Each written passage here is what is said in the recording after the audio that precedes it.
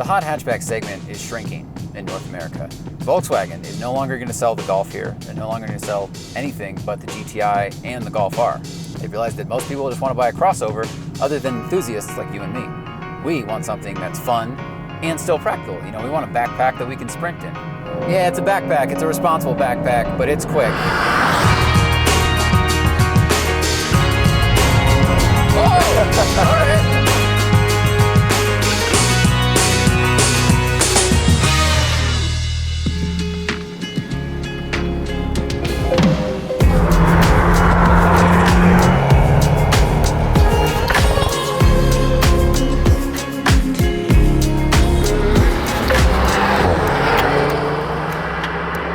This is the most powerful hatchback that Volkswagen has ever sold in the United States. It's an evolution of their 2-liter, 4-cylinder turbocharged engine that has powered all kinds of cars and does a great job at it. Now it has 315 horsepower, 310 pound-feet of torque if you get the automatic transmission. This car has the 7-speed dual-clutch transmission. In North America, you can also order the car with the manual transmission. In Europe, you can only get the 7-speed dual-clutch. And we're actually the only market that's getting the manual transmission. The reason is because 40% of previous Golf R buyers ordered it with 3 pedals. So, kudos to all of you. You put your money where your mouths were, and you wanted the manual, and you bought the manual. Great job. This car, as it has always been, is a car that you could buy in your 20s, you'd have fun with it, and if you owned it into your 30s, no one would think you're immature. No one would think, whoa, you know, time to kind of pull your pants up a little bit. Really, you're still wearing a hat sideways, all that stuff. Like, it's a Volkswagen, the inside looks nice enough. The Civic Type R absolutely wins in terms of steering feedback and overall handling and speed at the racetrack, for sure. But when you walk up to it, you're aware of what it is. It looks like a transformer that got held up midway through phase changes. This is the compromise car, right? This is the car that is comfortable, holds stuff, but when you want to get on it, when you start going through these twisty roads, it can hang with pretty fast cars.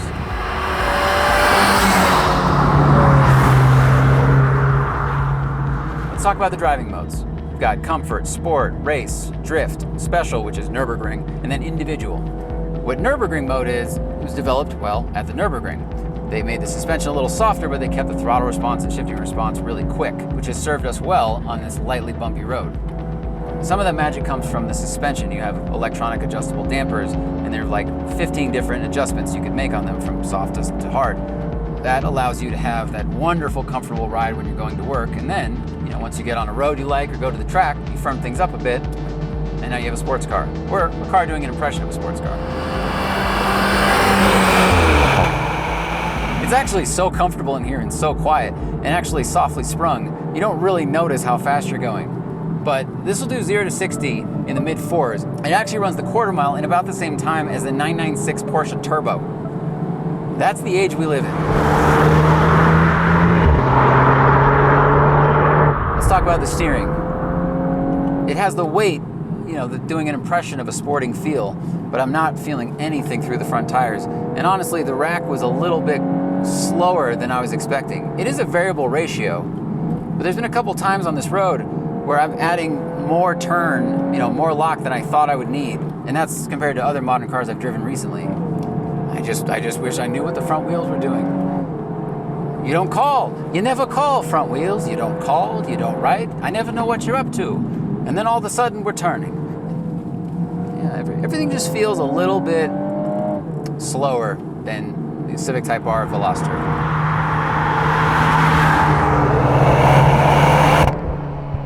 This car does have brake vectoring. So it has torque vectoring in the rear, but it also has brake vectoring. So it kind of, you know, keeps you tidy in the corners, makes you feel like more of a hero, but it will burn up your brake pads. The transmission is so quick and so smooth, I don't notice that it's downshifted. Another thing I didn't notice is that I've turned on the heated steering wheel, and that brings us to the topic of haptic buttons. They've replaced a lot of the controls in here with these touch buttons. Some have haptic feedback, which is good. Some of them don't, though. I've bumped the volume a couple times. I've bumped the OK button. It's a trend that I'm really not into. I've driven a couple cars that have them, and there's like, the part of me that appreciates new technology is like, wow, that's pretty cool. But once you put it on the steering wheel, and sometimes we move our hands around, you scratch your face, you set your hand down, you start bumping things, you turn the volume on, you turn the volume off, you hit the voice control, you activate the steering wheel heater. It just gets a little annoying. When I saw the pictures of the interior of this car, I actually thought it looked kind of strange. I thought it looked like a sketchy nightclub that's trying to look fancy. They have a nice table and they offer bottle service, but the couch cushions are held together with duct tape because there was just a lot of blue lighting. But once I'm in here, the seats are super comfortable. The steering wheel's a great shape. I like the material on it. All of this is a nice Alcantara impression. All in all, what this is trying to be is an economy car that also goes really fast. Gauges are gone, replaced with screens. Got a huge screen over here that controls everything. Climate control, navigation, even the race modes and suspension settings are all controlled through here.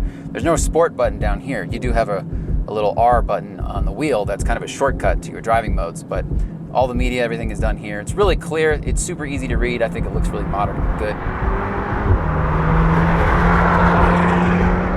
Because this hot hatch market is shrinking, Volkswagen could have rested on its laurels a little bit, but they didn't. I think they made some cool improvements. I think this interior is the first, GTI Golf R thing I've driven in years that has felt like a whole new thought.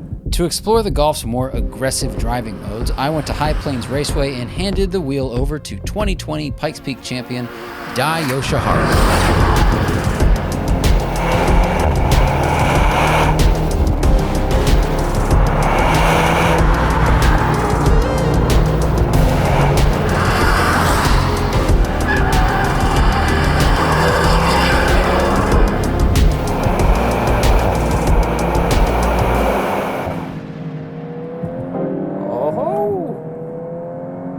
Very nimble feeling.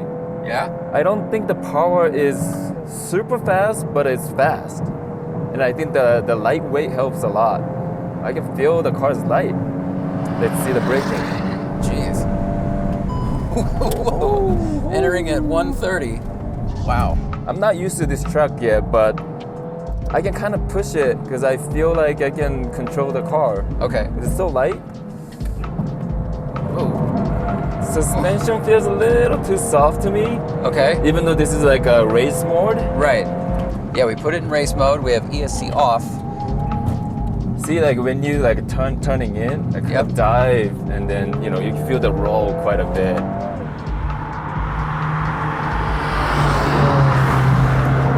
Wow, coming out of the turn is so nice. The power is perfect, but still turning in is little too soft, I feel. Okay.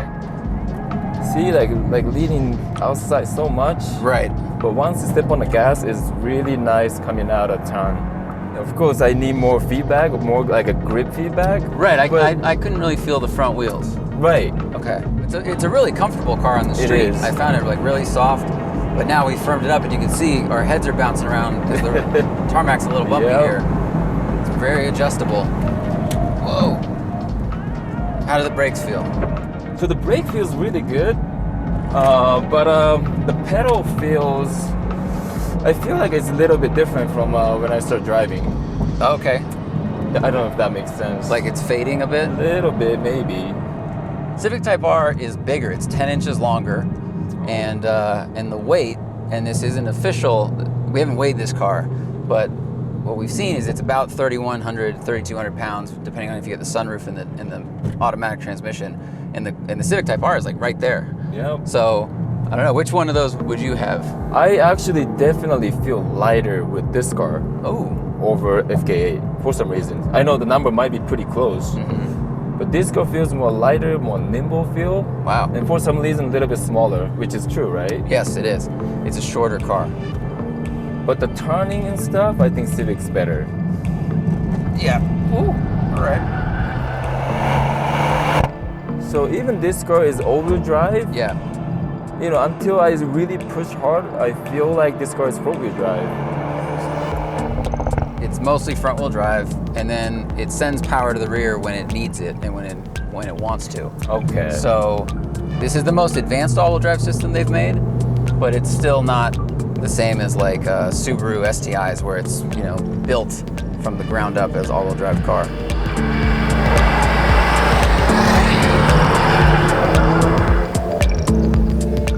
We both felt that the Golf was fun, fast, and easy to control, but it lacked feedback. Only a beanbag chair is more approachable than an all-wheel drive hatch with this many safety systems. It sounds okay, but get the sport exhaust if it's available. I thought the interior looked sharp, but the menus were hard to navigate. Like the last one, the design is good looking but restrained. Will it be a future classic? Dai prefers the looks of the Civic Type R and thinks that it will be the one enthusiasts go for in the coming decades. I'm looking at the prices of R32s and the shrinking market of hot hatchbacks, so I think it's guaranteed this will be a collectible, even if it doesn't command quite as much money as a Type R. So yeah, overall, I really like this car. The main thing is the weight. I can feel the weight is so light.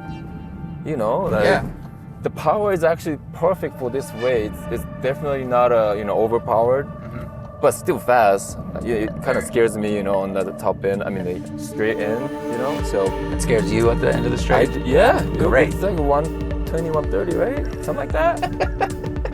Yeah. I thought you had it and I was getting scared, but okay.